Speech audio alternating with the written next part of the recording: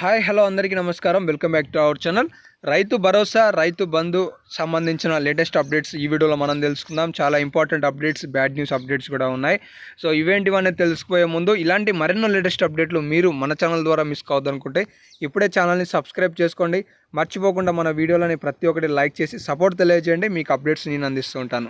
ఇక లేట్ చేయకుండా లేటెస్ట్ అప్డేట్స్లో కనుక వచ్చేసినట్లయితే ఈరోజు తెలంగాణ మంత్రివర్గ భేటీ నిర్వహించబోతున్నారు. ఇందులో రైతు బంధు అలాగే రైతు రుణమాఫీకి సంబంధించి కూడా నిర్ణయాలను రాష్ట్ర ప్రభుత్వం ప్రజల వద్ద పెట్టబోతున్నట్లుగా తెలుస్తుంది. కొత్త జీవోలను కూడా విడుదల చేసే అవకాశంలో ఉన్నట్లుగా తెలుస్తుంది.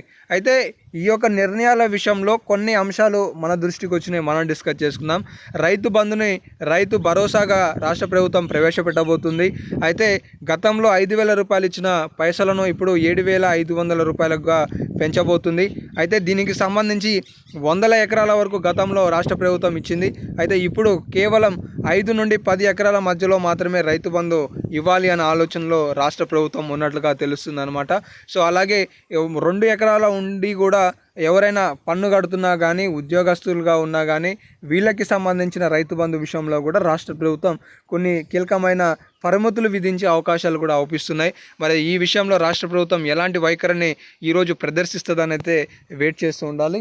అలాగే మూడో అంశం రుణమాఫీకి సంబంధించి 2 లక్షల విషయానికి సంబంధించి కూడా 2 విడతలలో చేస్తామని చెప్పేసి రాష్ట్ర ప్రభుత్వం ఆలోచిస్తున్నట్లుగా కూడా అర్థమవుతుందన్నమాట.